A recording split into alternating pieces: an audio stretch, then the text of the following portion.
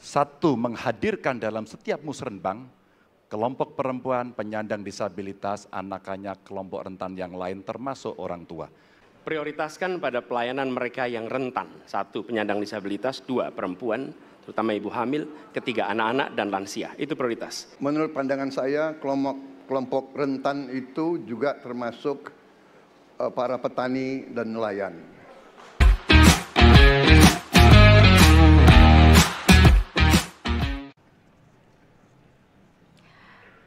Indeks pelayanan publik di Indonesia stagnan.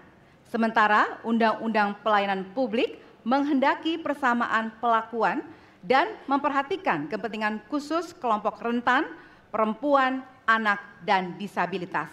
Pertanyaannya, apa program strategis Anda untuk meningkatkan kualitas pelayanan publik yang berkeadilan? Waktu 2 menit dimulai dari sekarang. Kebetulan saya punya pengalaman 10 tahun menangani soal ini.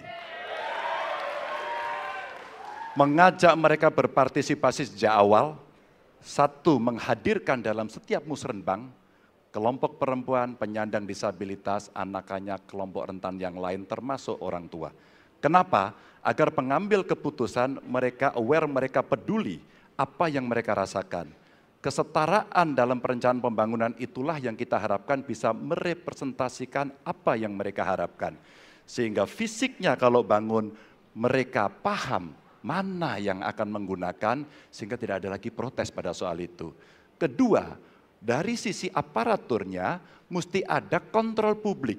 Maka kalau saya membuat pengalaman kami membuat lapor GUP sebagai satu ruang komplain publik yang pemerintah nggak boleh baperan, pemerintah harus menerima seluruh masukan dan kritikan, inilah yang akan kita angkat menjadi government super apps. Sehingga ketika itu tidak berjalan, pemerintah tertinggilah yang harus kemudian mengambil alih itu, sehingga pelayanan akan bisa jauh lebih baik, sehingga kelompok-kelompok ini harus mendapatkan afirmasi.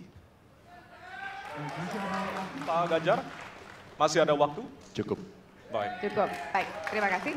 Ya, dan kami persilakan kepada calon presiden nomor urut 1 untuk menanggapi jawaban dari calon presiden nomor urut 3. Waktu Anda 1 menit dimulai dari sekarang, Pak.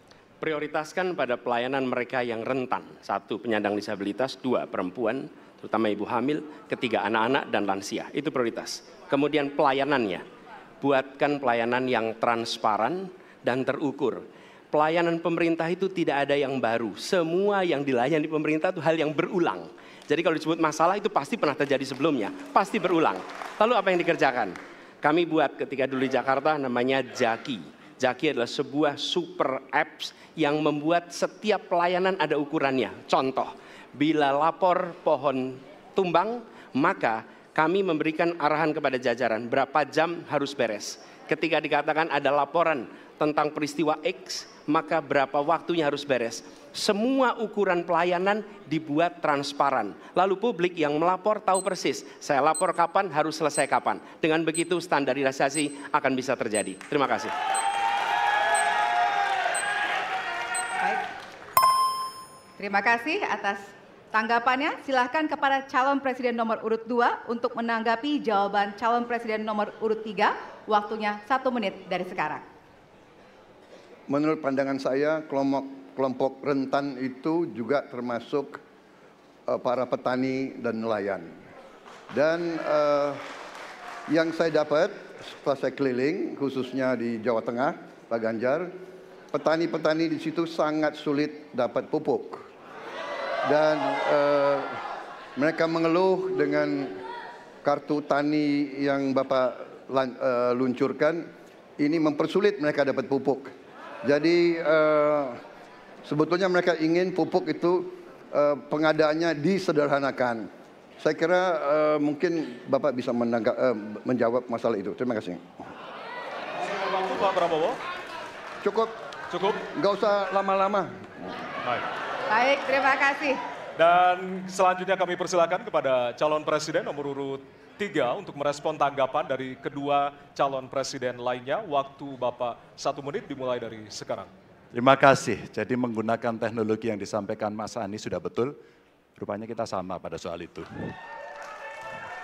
Tapi untuk Pak Prabowo saya harus mengingatkan Pak, pupuk langka terjadi di Papua Pak. Pupuk langka terjadi di Sumatera Utara Pak.